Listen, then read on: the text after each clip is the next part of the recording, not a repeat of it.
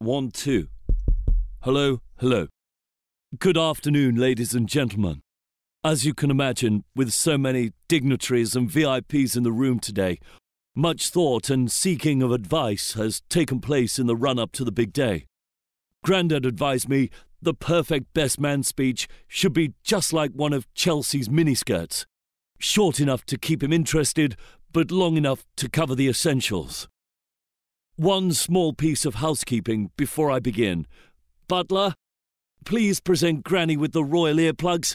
I, for one, never listen to her wittering on at Christmas, so I don't see why she should listen to me now. Jolly good. Now, the angel on my left told me to err on the side of caution, but the devil, or Grandad, as he's known to me, absolutely insisted that I spill the beans on my brother. Wills may think this gives him plenty of ammunition with which to retort when I finally get hitched, but I'm not worried. I've got a plan B. I just won't ask him to be my best man. I have a certain little friend in mind who's perfect for the job.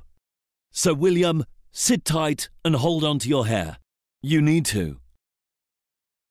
Wills met Kate whilst they were studying at St Andrews. Initially, the relationship was a slow burner, but when old Wills saw her in that dress, it took off with speed and pace, the likes of which I haven't seen since Grandad decided to meet the locals on his last state visit to India. Wills wasn't the only one to love the see-through number. Last month, it sold for £78,000 on eBay to a bidder named Big Silvio 1936. I strongly urge Kate to approach her state visits to Italy with care. Never has the term "take extra protection" been more appropriate. Of course, one couldn't blame Big Silvio 1936 in thinking that William has bagged himself a beautiful princess. Kate is a true stunner and leaves everyone she meets with an enduring impression of warmth and, wealth. 10 years on, and after more press speculation than Grandad's gaffes, my boozing, and Paul Burrell's jungle exploits combined, the couple are closer than ever, and today celebrate their love with some of the most prestigious and powerful people in the world. And Nick Clegg. William, Wills, and Wombat are three names my brother has been known by over the years, but I will confess to have called him far worse names beginning with W. There has been much speculation about what went on at William's stag do. Many have asked if he ended up cuffed to Charlie Sheen and tied naked around a lamppost with only a traffic cone to hide his crown jewels. Or that perhaps it was one of my wilder parties. Let's just say Big Willie finally got his comeuppance for years of calling me a little ginger twat.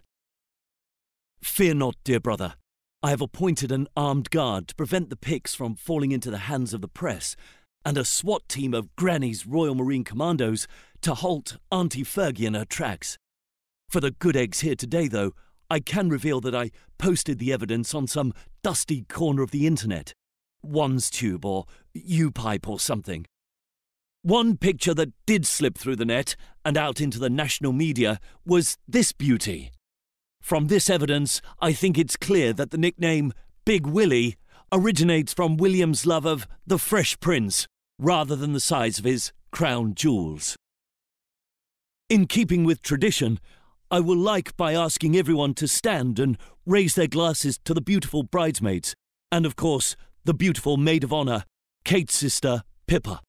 Oh, and Pippa, after seeing your magnificent booty bouncing down the aisle in T-Mobile's footage of our wedding rehearsal earlier this week, I feel compelled to honour with another wedding tradition. Meet me behind the wedding carriage in 20 minutes. Tally-ho.